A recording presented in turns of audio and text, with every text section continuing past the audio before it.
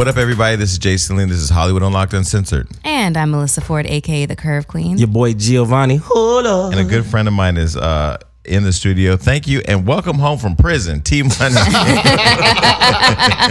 Hilarious. Hey!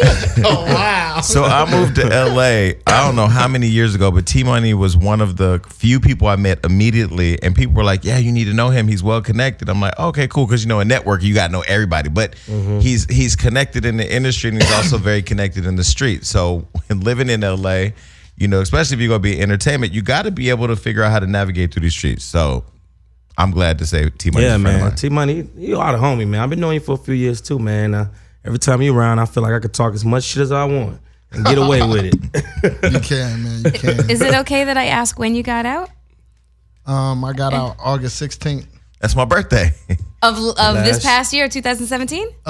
16, I think. What year we in? We in 2018. I know, I got to check every now and then. We in 18. We're in right? 2018. All right, August 16th of 2017. You should have let me know. I would have sent him some posters. First of all, I'm on all the walls. I ran into him somewhere randomly. It was just like, oh shit, you home. But the funny thing was, okay, so T-Money is cool. This is why I like T-Money, because the boys that act like they have a problem with gay people are usually the down low gay boys. The gangsters who can really fuck with everybody, no matter where, if you just trying to get to the bag or get to the bitches, because T-Money does like the bitches.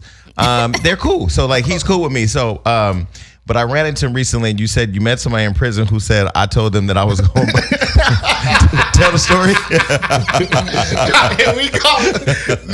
I wish I could remember his name right now. No, we don't need to say no. But name. if I see him, I'm gonna point his ass out.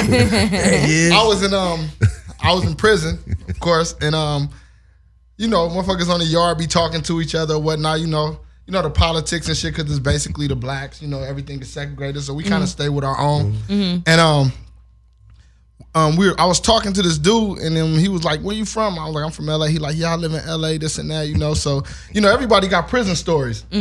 So everybody talking about, you know, who they know, this and that or whatnot. So, you know, he was in the music business. So I was like, yeah, I'm in the music business and that. So I started naming people that I know. And he was like, you know somebody named Jason Lee? And I'm like, yeah. And then he was like, what's up with him? I said, what you think what's up with him? You know, like, you know? And he was like, I was like, why, what's up? He was like, yeah, you know, I'm trying to do my music thing. He said I could come stay with him, this and that. Lord have mercy. I kept it 100. I was like, yo, Jason, my nigga, like, he cool. If that's what you want to do, you know, go ahead. I said, he a good motherfucker to know. You know what I'm saying? If that's what you do, that's what you do. That sound like typical Jason Asley. Yeah, you can stay at my house. I am all about helping the black community. Wait, was he Dominican? I'm sure he He was light-skinned as a motherfucker. He was light-skinned as a motherfucker. With a whole bunch of tattoos. He was a pretty big dude, too. You know, listen, you know, the funniest part about it is that, you know, we all want to be talked about in the halls of Congress, the White House, prison yards. I am fine with that. If you are in prison, matter of fact, I was on live on Instagram one night, and I ran across some people in prison at night on Instagram Live. And so I talked to them. I got their Instagrams, their Snapchat, but because I don't know them, I can't really fuck with them, because they may get out and their rehabilitation process may include robbing my ass. So I know T-Money got money, and he know how to get money, and so I feel very safe with T-Money, and I feel very safe going to him with issues. But shout out to whoever's in prison. Hit me. I think he out now, though. I'm not sure. I know he was kind of short, and then I forgot the But the girl. funny part is, okay, so I'm an online person, right? So I run across somebody else way in the Bay Area, and I'm like, oh, yo, I developed this online relationship. And I scroll down the motherfucker's timeline, and I see him give a shout out to T-Money. I'm like, I got to end the relationship. World is too small, man. It's too small. And this thing, this microphone. But see, the other dude is my boy. I don't even look at him like that. You know what I'm saying? Like, but the other nigga was talking about coming to stay with Jason. You know what I'm saying? Well, my door is always open. So people are wondering, like, okay, T-Money, what is T-Money? What does T-Money do? What is T-Money? Why is T-Money on the show? And let me just tell you that I think the one thing that is fascinating about our relationship is that people don't really understand the parallel between the LA street culture and entertainment. And it's real. And so I remember once I had a conversation, it was with Wack 100, and he was telling me, I mean, you know, everybody know Wack is online with this crazy shit. But he was telling me from his perspective, like, the things that he's been involved with in the past, which I won't say because he'll have to come and tell himself. But you you were gone for a while, and you just got out of here really quick because the streets were saying that you shot Suge Knight. Okay. So let me set it up. So One Oak is a very popular club. It's all over the country in different places where people go. Really hot club. You got to be exclusive to get in there. Pia Mia was hosting a party with Chris Brown, and somehow Suge showed up. This is what I heard. I wasn't there. And then he showed up, and I don't know what happened, but the end result ended in him being shot 6 times in One Oak. And then everybody said you did it. I mean, I can't, it's like a blog or something. I can't stop people from saying what they're going to say. I didn't have nothing to do with it. Everybody know I was picked up for it. It was all he say, she say, period. Like, and I had nothing to do with it. I got picked up for it. It's not what you know, it's what you can prove. Didn't file, and I went to jail for a convicted felon with a firearm. So let me try to draw a picture. Okay, so T-Money is connected to a lot of people. Let me write some of the people that you're connected to. You're connected to Diddy, right? I've been knowing Diddy for a long time through my homeboy D-Mac. I'm not gonna say I'm connected to him, but I do got a cool relationship with him. I got a cool relationship with Justin, with Rube. But I've been knowing Diddy since I was like 14 years old. Akon. I've been dealing with Akon for since 2000. But Akon's like your guy. Yeah, Akon is somebody that I was pretty much with every day. Him and Boo for about 10, 11 years straight. And Boo's Akon's brother. Yeah. Who at the time was managing Chris and Pia Mia. Yeah, he was I'm the one that actually put him with Chris. I introduced him to Chris, and it was supposed to be over for a label deal over at Def Jam when Boo was the A&R over at Def Jam up under L.A. Reid, and somehow it turned into, after the meeting, it turned into management. I didn't have anything with saying let him manage you or anything, but I kind of made the connection. But you're the plug between a lot of different people, and so at the time, I mean, again, I don't expect all my questions to be answered, but I have to ask a question. Was the connection between the whole? Why did they pick you up? Why out of all people in LA did they pick you up? I feel if you look at the article, and then in Rolling Stone, the things, in Rolling Stone, not Rolling Stone, just online. They said a few people had something to do with it. It was First Game, then it was Rick Ross, but I think out of all of those people, from the he say she say shit, when you run a motherfucking name, shit, my shit come up it looked like he might have did it. And so subsequently to the shooting, you were arrested. You weren't. You were arrested for the shooting, but you were released on the shooting and then charged with what? I was arrested and I bailed out. And after I bailed out, they end up not filing the case because I didn't have nothing to do with it. But I'm a convicted felon from when I was 16. I did 7 years. I went to jail in 93 to 2000 when I was a kid. And, they hold that shit against you. They don't, just like how they doing Meek. Right. He's been on probation for damn near 10 years. This is some shit that happened 16, 17 years ago when I was 16 years old. I did my time for what I went to jail for. And they just never let you outlive it. You go to jail and they like, oh, you had this back when I wasn't on probation, wasn't on anything. But the rumor was that Dr. Dre had put a hit on Suge and that he hired you. Do you know Dr. Dre? No, I don't even know Dr. Dre, but they mentioned his name. I might need a beat from him or something now. but no, I don't know him. I think I met Dr. Dre one time through Akon. And I honestly didn't hear that until somebody actually forwarded me the Rolling Stone magazine, and I seen it in the magazine. The other stuff was all conspiracy shit, the police helped me do this, helped me in the club. It just was some bullshit. Well, do you if Suge Knight would have died that night, would you have been happy? Nah, I'm not gonna be happy for anybody's death. Damn. But I mean, this is the reformed T-Money right here. Nah. It just you look like a big teddy bear. I'm having a hard time believing this story. That's how they get up on you. Yeah. You seen Chucky, right? Hey, I don't wish death upon nobody. But at the end of the day, he's bothered a lot of people. You know what I'm saying? And you can't keep bothering people and doing stuff to people and expect, not something to happen to you. Somebody eventually gonna do something to you. So whoever he made mad or whatever the case may be, or whatever he did to somebody, then I guess that was the repercussions of it. So some people may have remembered an artist that you worked with, and I don't know the relationship if you managed him or if he was on your label, but Dollar, who was murdered at the Beverly Center. Tell us a little bit about Dollar, because of course Dollar is just. I mean, I never met him. I mean, but I saw his star rising for sure. Tell us a little bit about him and kind of what happened back then. I wasn't actually there when it happened, or the incident that caused it, that, where it led up to that point. But I've been knowing Dollar since he was like 12 years old. He was in a group called The Rascals with Scrap and Sass, who's on Love and Hip Hop Atlanta.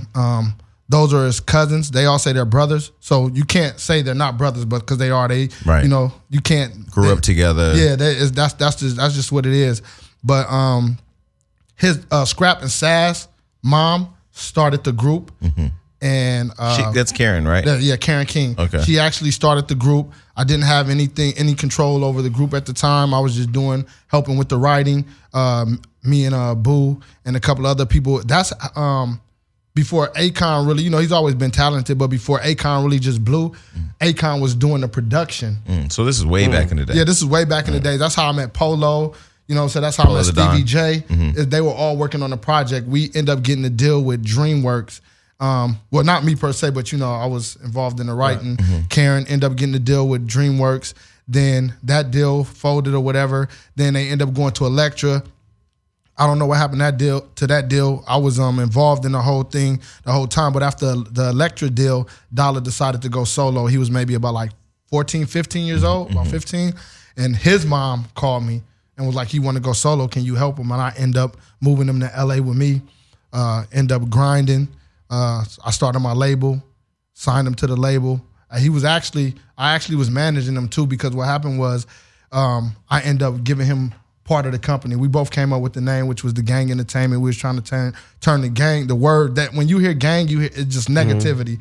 So because we felt like we were going to be doing positive things and stuff like that, like we ended up going to like a lot of the juvenile halls, talking to the kids and stuff like that. So I was managing him because he was also my business partner. Yeah. So he got into a beef with a guy. Was it on a plane or in Atlanta? And then it somehow trickled over to LA. Really, man, if you just, I guess, sometimes you got to just believe that life, takes its courses, because what happened was he didn't get into it with anybody. They were in a strip club called Platinum 21 in Atlanta. And I guess a fight broke out. I don't know who started the fight, who initiated what, but like I said, I wasn't there at the actual fight, but from what I'm hearing from my people is like one of my other friends got into it with the dude. It was squashed after that. Like we knew mutual people that knew each other. Everything was squashed. He did a party in a whole nother state before he came here. He was dating a girl named Crystal. And he threw her party out here because she's from here, but she was going to school in Atlanta. And he threw her party out here, because all of her friends are out here. They were supposed to be leaving or whatnot, and he wanted his favorite restaurant at the time was P.F. Chang's, and he wanted to stop, but everybody was like, "That was at the Beverly Center, right?" Yeah. It was at the Beverly Center at the time, and he wanted to stop, and everybody like, "Nah, we supposed to be going straight back out of town, dropping the rental car off to Hussein." They had a rental car from RDB, Roadstar. Oh, Roadstar. Hussein, yeah. And they were supposed to drop the truck back off and just go. Actually, they were supposed to go to Chipotle, and he seen Chipotle right across the street. Yeah. And so they end up going to P.F. Chang's and sitting down, and the guy happened to be in there. And the story that I got was like whoever the guy was sitting with, it was just a coincidence that he was in there. Didn't nobody follow nobody. He wasn't on the plane. He didn't follow him just from Atlanta. Wrong place, wrong time. It just so I guess the story that I got is like the guy who he was with. I really don't know who the guy was with, but pumped him up like, oh, you better get them first and this and that or whatever the case may be. And I mean, he got out to the valet and they say the dude just started shooting. And then killed him and then got off for killing him. Yeah. And how does that happen? And that's another thing. The case, the case that that they picked me up for, the attorney that got the guy off for killing Dollar, I hired him to fight my case. Good lawyer to hire. What's his name, just in case I catch a case? Price. Yeah, exactly. Howard Price. Howard Price. And so, how did he get off? How did he get off? I'm not the attorney. He said self-defense. But there's no self-defense law in LA. And stand your ground doesn't apply. Yeah. So I mean, whatever it was, whatever politics took place, that's what it was. And that's what it is. So I saw that. The reason why I bring it up so many years later, one, I never asked you about it, but two, I saw the storyline play out on Love and Hip Hop, and you were still out at the time. Why didn't they include you in that? Because for me, everybody knew, at least everybody in the business knew that you were with Dollar. Mm-hmm. Why weren't you in that part of the story? I mean, I think you got to, I guess you got to ask them. It's still, his mom and everybody, that's still my family. Like, we have our disagreements and issues, but at the end of the day, that's my family. Scrap, Sass, Karen, everybody. Like his mom, that's my family. Mm-hmm. His sisters are my sisters, but everybody's emotional, Mm-hmm. And I guess everybody was still emotional at the time, and people are still emotional about it. It's like, so I had a really interesting conversation with Wack, like I said, and you and I have talked offline about it, and I don't know how much we can get into it today, but for people out there in Kansas or wherever the fuck they're listening to this podcast, the people that want to get in the industry don't understand there are other politics that come in with being or becoming a really famous celebrity in entertainment. I feel like, and this is just my own thing and just annoying so many of them, is that they all align with somebody. So for example, when Chris Brown and Rihanna had their issue, and then all of a sudden he was affiliated with certain people, a lot of people said that was for paying for street protection. No, I mean, a lot of the times people get certain things confused because a lot of the times we're genuine with this. Like, we grew up with this. This shit is a lifestyle for us.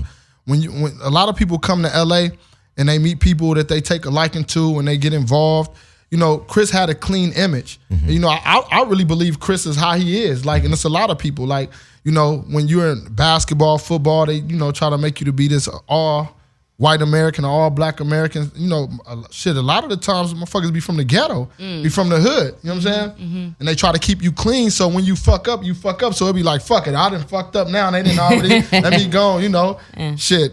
Kobe went and got tattoos after he did what he did. Right. Wow. But the affiliation between celebrities and gangs in LA, does it center around extortion or does it center around protection and safety? Like, what is the relationship? Because I know if I have a problem, I'm gonna call you.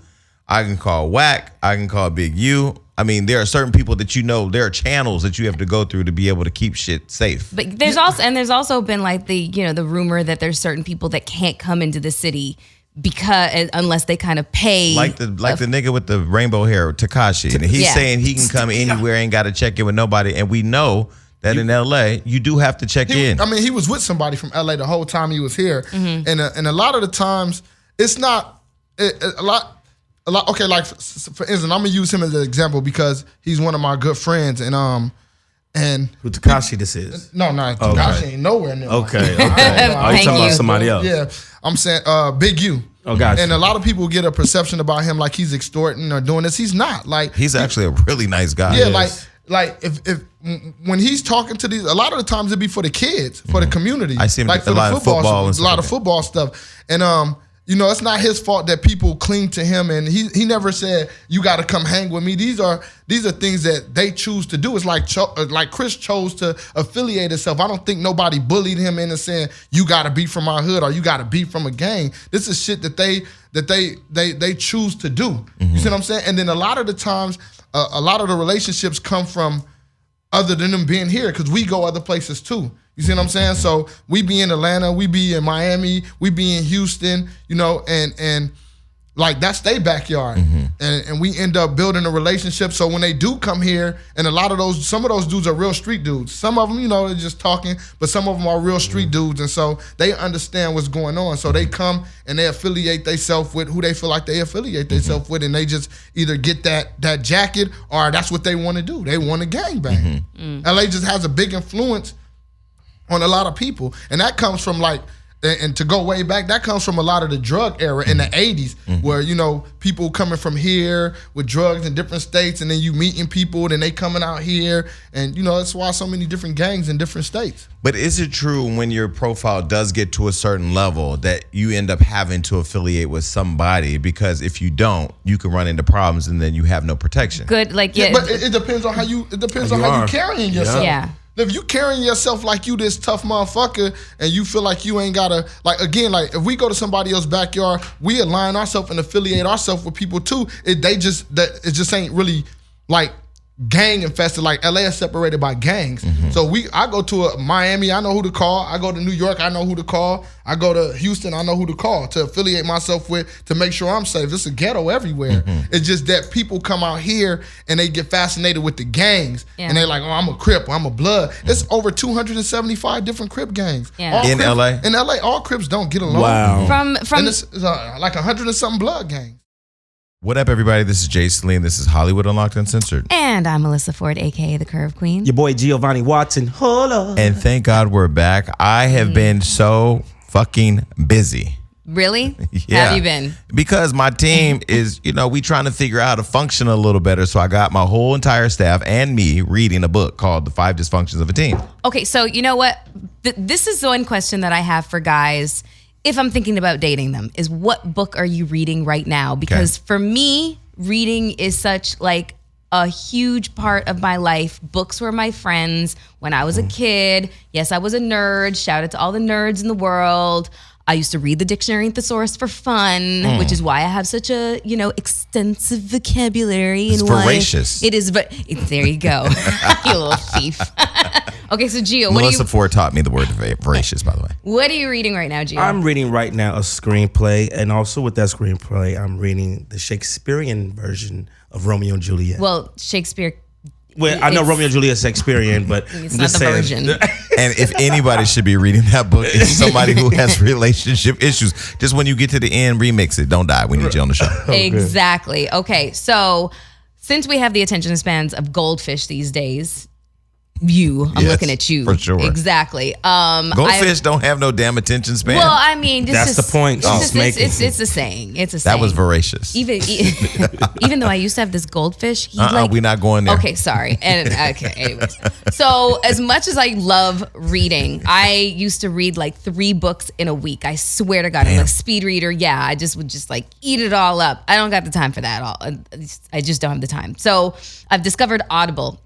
And Audible is an app that you can download to your phone, and you can Bluetooth it to your car, and I get to listen to any book that I want right now. And it's awesome because my particular genre is I love self-help, but then I also like the deep, dark, macabre stuff like Mindhunter by John Douglas or like Stiff, Tales from the... Well, thanks for telling us that you like a stiff. The thing I love about Melissa Ford is she really does look out for our mental, physical, financial, spiritual, and educational well-being. Exactly. And so you put me onto that, and I actually went and I downloaded Successful You, which teaches you how to have a 4-hour work week. I mean, work smarter, not harder. Hello, Man. That's the name of the game. So like I said, I'm reading it. My team can't read that. They need to read the 28-hour work day.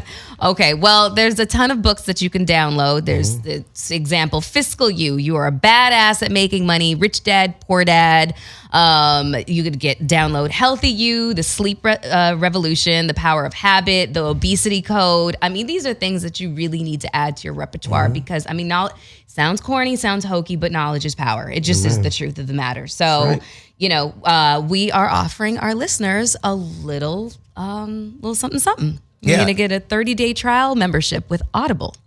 Really? And so, Gios, what do you like about Audible? Well, the membership, that includes 1 free audiobook a month, exclusive sales, 30% off all books, and the apps. They have free apps for iPhone, iPad, Android, Windows Phone, download and listen on iOS device.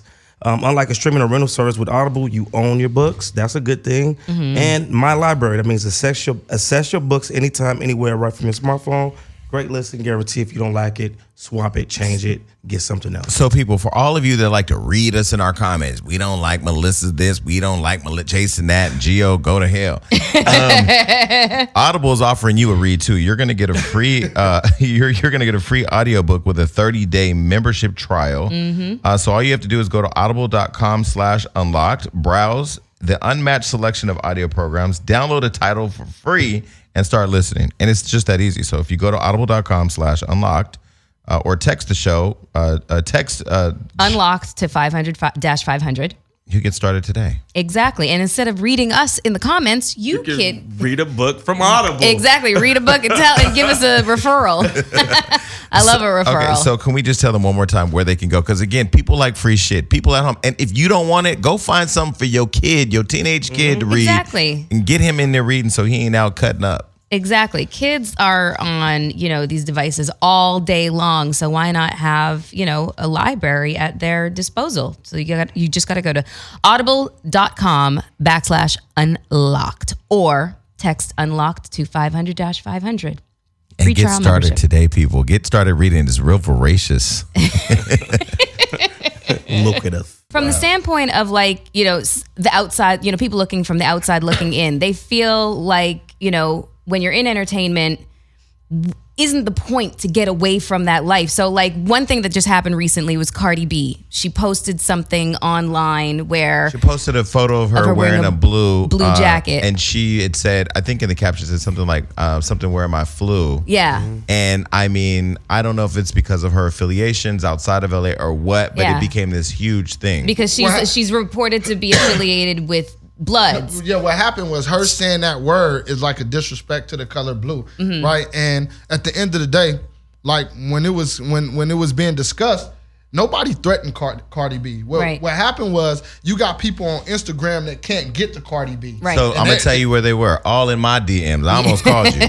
They were I'm filming Wildin' Out, and I'm getting Bloods and Crips DMing me, telling me, tell your girl she better not come to LA. So I'm like, I don't even know what's going on. Listen, most of them people are people that can't even get to her. Right. You see what I'm saying? Right. That's just online. And then the people that do have access to her, it was more of like, yo, you was just talking about how you were struggling, all of this shit. Man, be happy that you have success. Be happy that you're able to feed your family. Don't get involved. Don't get involved in the gang shit. Don't do that. If you, it's Bloods out here that's not disrespecting Crips. That's born and raised here. So it's not cool for somebody else in a different state to disrespect what's going on out here. So does the affiliation kind of put a pressure on somebody to make it known what your affiliation is? Because I'll say from my standpoint, I was completely confused as to why it was even necessary to even kind of put out that post and start that drama. About Cardi? Yeah, just complete confusion. She involved herself. Yeah. You don't have to involve yourself. Nobody was saying anything about Cardi B as far as on that level. Right. But good stuff, like we like her. Yeah. This and that. And then when she did she's our Cinderella story. Yeah, she fucking involved herself in something that she shouldn't involve herself in. So I was in New York having dinner with Ra Ali and Philippe Chow, and I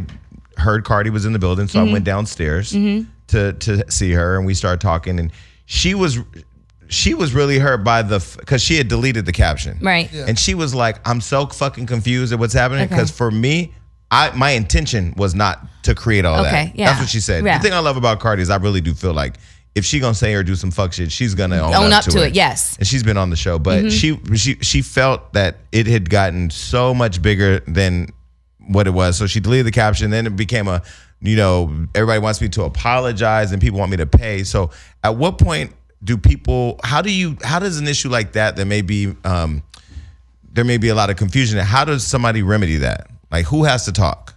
I mean, everybody was on the phone, to be honest with you. And it wasn't people on the phone, we all talked, and it wasn't, oh, she can't come here, she can't do this. It was more of us talking to the Bloods and yo, that ain't cool. Y'all not even doing that out here as far as publicly making it an because issue. we all know each other. We all somehow, I've been knowing Wack since we was kids. Me and Wack was in juvenile hall together. Wack 100? Yeah, we was in juvenile hall together. You know what I'm saying? We all talk to each other, and the people that were on the phone that really had some say so or meant something in that situation, it was never she can't come here. It was more of man, just call her people, tell her to take the caption down. Just don't be disrespectful. And that's the side you don't get to see or hear at all. It wasn't the rah-rah she can't come here, we gonna do this, we gonna do that. Man, that's a woman at the end of the day. You know what I'm saying? There was some people online saying exactly that. That's what I'm saying. Those are the people that can't. But let me say this. This is what T Money's saying. Okay, because for example, if I know there's going to be a problem and there's a real problem, I'm not going to hear T Money online talking about it. Right. I'm not going to hear. You're not going to hear Big U or those people who are who we all know are they don't influential. have the Twitter fingers, right? They're not going to do that, right? silent killers, no pun intended. No, listen. Now I wasn't mad. Who really? Well, how I end up seeing it, and she's dope, and that I wasn't mad at because she's a girl and she grew up here was this girl named Cock Pistol. She's dope. So that's how I end up. That's how I end up. She was. Wait, talking to the mic. She was dealing with She used to fuck with Mustard. She was on Mustard's first mixtape. She can really rap. Pistol. Like she's really dope. You know what I'm saying? And they call her Cree, Cock Pistol, and she said something about it, and she was more of like had the film and it was showing like the you know how when they put the candles and stuff where people die at. She's like, we out here really living this. This is our culture for us. This is our lifestyle, and like. She was mad that she said that, and that's how I started paying attention to it. But that's a good point. And that's where I'm like confused. At what point do you, because there are some people that I think hijack the struggle real gangsters go through in real communities and sell it off to the industry. There are some people that do that. Yeah, definitely. How do you guys control that where it's like, okay, you know, because I agree with you. Like when I see the news in LA news ain't real news. Because like I got friends that are really in South Central, that are really in Compton or Carson, that like are telling me about people getting killed every day. But you know Hollywood news, you talk about who got the star on Walk of Fame and who got this and that. How do you guys handle the reality of what these communities are going through, and then like the way that sometimes these younger people politic the hood for a check? I mean, like I said, we can't control everything. We can only put our input, and like again, like one of the guys, like Big U, like he's all for the community. You know, we don't try to control everything. Like a lot of us that really live that life is trying to get away from it. Like we don't want to keep doing this. Like listen, man, when you my age. Or when you Big U age and you survived what you thought you probably wouldn't survive, and you done been to the pen, and you know, like you could go to jail for a day and it could turn into for the rest of your life, because when you go in there, them politics is something different. So you know, either you gonna politic and you gonna to survive and do what you gotta do, or shit, your career is over. You see what I'm saying? Is the industry the same as prison in the sense that it may not be as violent, but the politics of the affiliation part is still similar? Yeah, I mean. Because I didn't even understand the network between states. Like I thought, you know, because like people could think you can come to LA and fuck around and go away. It's just like somebody sat down, Wack sat me down and explained, like, you know, we're talking to people in Chicago, we're talking to people in Atlanta, we talk to people in New York, we talk to people. So you cannot run from an issue. Oh yeah, no, you can't. Like, listen, and it's so funny. It's like jail. You can't go to one institution and fuck up there and think you can go to another institution and think that it won't travel. It won't travel. It's going to travel. You know what I'm saying? I don't give a fuck where you end up at. I don't give a fuck if you end up in Iowa. It's going to fucking travel. And again, like I said, it goes back to us. Goes back to me saying, when we're out of town, we align ourselves with the people who have some say-so in that state, like, you know, the JoJo Capones in Chicago and stuff like that. Like, we all family on other shit, you know what I'm saying, beyond music. So, like, if you do something here and you go to Chicago and think you can go, oh, I'm going to do this in Chicago, that shit is a phone call away. So this is a real question. So somebody like me who is a Twitter thug, who is an online killer, I drive by on that keyboard and I try to go away. Now, I know there are boundaries. Like, I work within boundaries because I ain't stupid, because I still go to the club. But like for me, if I'm like, I'm super cool with you and I trust you 1,000%, and I'm cool with Wack, blood, non-blood. Can I say Crip? Yeah. Okay, Crip. Who do I go to if I have an issue? Like if I go to you, does that now make me affiliated with the Crips? Or if I go to him, does that now make me affiliated with the Bloods? Because I just feel like I'm going to pick up a phone and call a friend. Can we be neutral? Right. Yeah, nah. Is there neutrality? No, listen, because guess what? For us, it's not about the gangs. It's not about a Crip or Blood thing for us. Okay. You know, to maybe to the masses or to the what media make things seem like. Yeah. But for us, it's not about no Blood, no Crip at all. Like, so if Jason was to call me or call Wack, or if you, like, we gonna end up calling each other anyway. Like, man, you heard what happened? Damn, oh man, let's fix this shit. I mean, man. the best. I need something fixed. The best way to like put that to example is Nipsey Hussle and YG. You know, because they do songs together. They out here trying to get that bag. So Bow Wow's in the building, but he won't come up and do our show because him and Chris Brown are fighting online. And I know when I fell out with Chris, you were the one person I went to say, bruh, what can we do? And you were like, here's his number, just call him. And his phone number had changed by that time. Mm-hmm. And since then, he's had so many problems with people. But so Bow Wow, I just asked him to come up here and he said, I can't because some real street shit is going on right now. What does that mean? That means somebody. I don't know what that means for him. You know what I'm saying? Like for you. Hey, listen, for real street shit for me, it's two things. Either we gonna squash this shit because somebody gonna end up hurt, or it's just gonna go there. Like our real street shit be like, listen, let's squash it. Just being honest, like who wants to like? We're all trying to escape certain things. Right. So like when it like you got two motherfuckers that's really about that life. Mm-hmm. It's gonna be a respect thing first. It's gonna be like, listen, my nigga, what can we do to slow this down or to fix this? Sometimes shit can't be fixed, so it's like, all right, it is what it is. But if we can fix it, we definitely gonna fix it. We don't want to be doing no shooting. You don't want to be out looking behind your back all the time. Hell nah. Wow. Nobody wants it. We're trying to make it to our kids home every That's night. A narrative that's definitely we're trying to make it home every fucking night. Yeah. That's the fucking object, is to make it fucking home. The objective is to make it home. So I'm trying to get home every night, safe. So Melissa and I were recently with 50 Cent. He had a new show coming out called The Oath, where it shows like that the police are actually undercover gang members. They're gangs. They're the biggest gang in the world. And so we just also hosted the Unsolved series with USA Network for Biggie and Tupac, and all the politics that were involved in that. How does because everybody knows who's who in LA and Hollywood or whatever. How do the gangs and the police coexist? Respect. I mean, like I said, the police department is the biggest gang in the world. Like they definitely look out for each other. They definitely kill for each other. They definitely lie for each other. What's the difference between them and us? Except for they just have a badge and they have paper to say, I can legally do this. But they, like, if you want to be technical about it, like, shit, they do the same thing that we feel like we should do for our friends.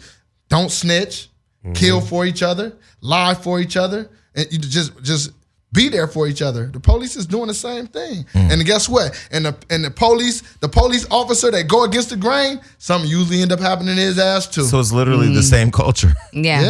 Yeah, that's true. Yeah. Have you had a chance to catch any of the Unsolved episodes on USA, the Tupac Biggie? Yeah, I really don't be trying to look at that. Like that should be so kind of like, I don't know, man. It's just a lot of politics in that, man. You know what I'm saying? Like it's too glazed over. It's too sugar coated. I mean, a lot of that shit is just. I'm gonna leave that subject alone. Man. I don't want nothing to do with that. So now that you're out, are you back to focusing on music? Because the thing about you is, I feel like you put a lot of people together. Most people won't know you were involved early with Game in his career. What was that relationship like? Me and Game, I met Game through Cam from Watts, that was signed to Ice Cube. And me, Game, and his best friend, One Shot Hop, was actually supposed to be in a group together. I ended up taking him to my homeboy D-Mac and K-Dog, and that's who we actually signed to a company called Desperados. And they did a joint venture with Interscope or whatever, and 50 got involved, Aftermath, however it happened. By that time, I was out of the picture. I ended up getting the check out of it, through my folks. But at the end of the day, like, you're right, a lot of people don't know that, but I mean, he was signed to a company, called Desperados. And so now, and the Game being publicly is blood, you guys have a relationship, because for people who may be in like Stockton, where I'm from, who the Bloods and Crips don't get along, how do we explain how the Bloods and Crips can coexist here, and how maybe some Crips can exist with each other and some Bloods can coexist with each other? How do we explain that culture? Is it all about the money, or is it all about survival and figuring out? It never really been about territory, red and blue. Okay, it definitely had to do with territory, but it never had anything to do with red and blue. Media makes it seem like that. It's been Crips and Bloods that has been getting along from day one. A lot of the times the beef is over money. A nigga fucking a nigga bitch, a dice game. And it's young cats. I know people that done shot each other and are still friends. You fucking nigga bitch. His wife, it's over with. You are not my friend no more if you fuck my wife. Yeah. And you will die. Yeah, it's like, you might be able to shoot me and I might forgive you. You fuck somebody that my bitch. So I told the story yesterday when to a friend of mine that when the person that shot me when I was 15 saw me on Love and Hip Hop and called me three-way through somebody else to congratulate me. I was like, we can't be friends. Talk about this. You shot me. Oh, and I testified on his ass too, because I mean, I won't say I'm a snitch, but I will say that if I'm victimized, I'm telling. Okay, listen, let me explain something to you. This is real shit.